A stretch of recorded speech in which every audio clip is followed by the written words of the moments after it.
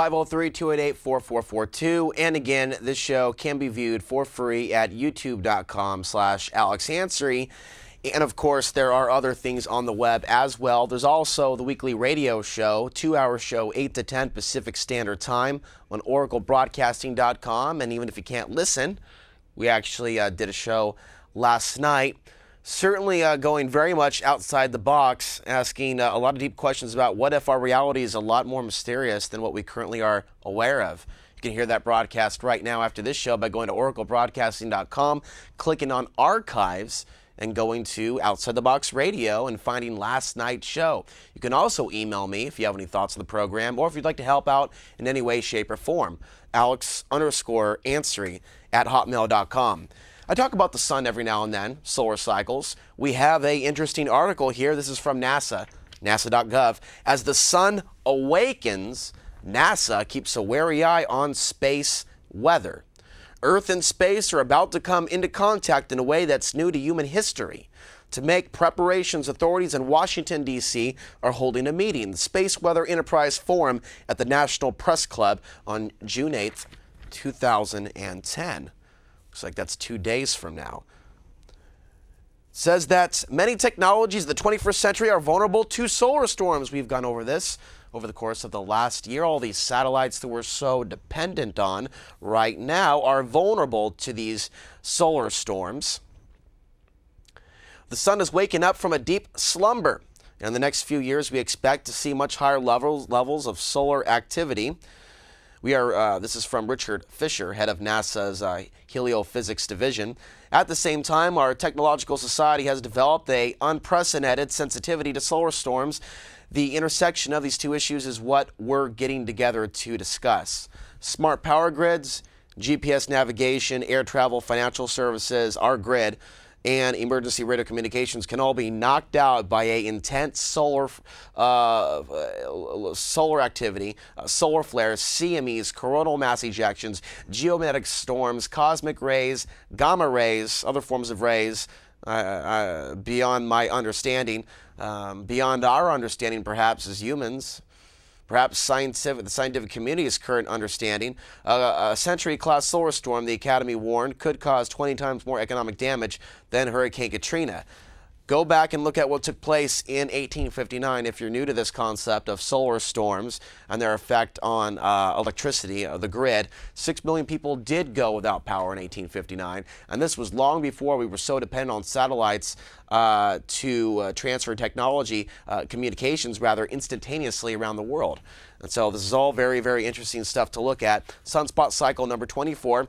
EarthChangesMedia.org is a decent website, and I subscribe to Mitch Barrows' newsletter. He monitors geomagnetic storms and their the timing that is very, very interesting between those events and earthquakes. Those events and major storms. And you also see major solar storm activity during the time of Hurricane Katrina. As I said before, it doesn't mean that HAARP's not involved. It means that in many of these cases, though, you do see a lot of solar activity, coronal mass ejections. So perhaps if HAARP's being used, it's being used to amplify the potential for creating a storm or a hurricane, to maybe steer it or direct it. But definitely a lot of that energy does get created by this thing we call the sun that it seems our own people, our own species, knows very little about. In fact, I have an idea for a children's book where the children, to a certain degree, and I actually have half of this scripted out, are pretty much conned into some sort of a deal with this mysterious man in a suit that comes to their village and brings them a sandbox and promises to build them camps and structures and expansions and bring them water faucets so they don't have to get their own water. And in turn for that, they give up the real sun and take the artificial sun. And so if you think at the kind of reality we're in, we're not living under the real light, we're living under a false light or a false system, a very unsustainable way of living. And again, we are collectively, as a species, to a certain degree, raping the planet in a number of ways. And so it should be no surprise to some people why there's so much rape in our society. People act so surprised, so baffled as to why some of these things are taking place. I have some other additional thoughts on that as well, and I might come back and revisit those after this phone call. But first, let's not keep that caller waiting any longer. Go ahead.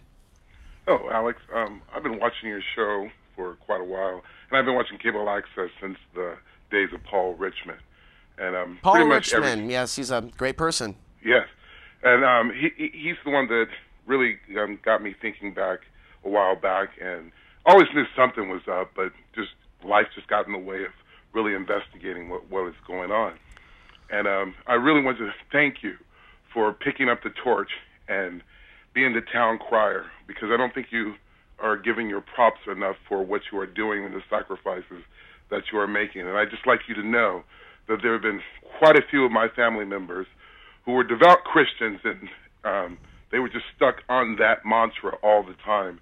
And I wanted to thank you because of your show, they have started watching, and they have started seeing, and they have started taking action, and they have started telling other people about it. So what you are doing is not going unsung. You are a fighter, and I just want to congratulate you and thank you for keep on doing what you're doing, because it is having an effect.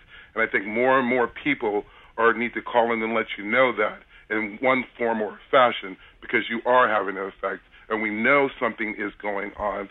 Some are too afraid, some are just paralyzed, some are so caught up in their own lives and not thinking that if we don't fight now, there will be no future for our children. And I just can't say enough. Thank you, and God bless you. Thank you very much. We do have some time for some other phone calls. The caller did bring up a lot of interesting things there, and we are getting hit from many different angles. When you look at many stuck in the Christian paradigm, not to put down anyone that is a Christian, that's not what I'm saying. But to stay in a paradigm where you're only looking at reality through a certain lens, kind of looking at the universe through the lens of a big Donald straw. I said that a couple weeks ago. We have to continue to question our reality, because what is truly going on is far beyond what we can probably comprehend as humans. And we have no remorse, those of us that eat meat every now and then. We consider it natural. We're also living in a world where we are predators over those animals, and those animals don't understand our true nature or how we're able to, for example, because we're more intelligent than chickens and some other animals in a number of ways, it's easier for us to capture them and harvest them as food, so we can maintain our form, so we can stay alive. Although you can be definitely a vegetarian and survive in other ways. The moral of the story is, the idea, the seed that I'm planting in your mind's eye is, the question that I'm asking is, how do we know there's not a system above us or around us of control that we're not able to see? Knowing that there are so many animals below us that were you look at the slaughterhouses and you look at all of these different things, and man literally ruling over nature to a certain degree, which is adding to this imbalanced state.